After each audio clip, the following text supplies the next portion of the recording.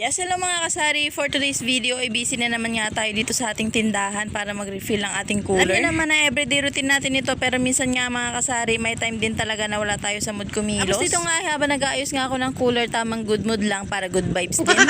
Masarap din kasi sa feeling na pareho kayo nagkakasundo sa mga gawain kahit na nakakapagod nga. Kahit nga minsan wala akong ganang kumilos, basta nakikita ko nga si partner na ganado sa mga gawain na parang hindi napapagod ay nakahawa na nga rin ako. Kung baga basta positive lang lagi yung kasama mo ay maging positive ka na nga rin. Ganun yun.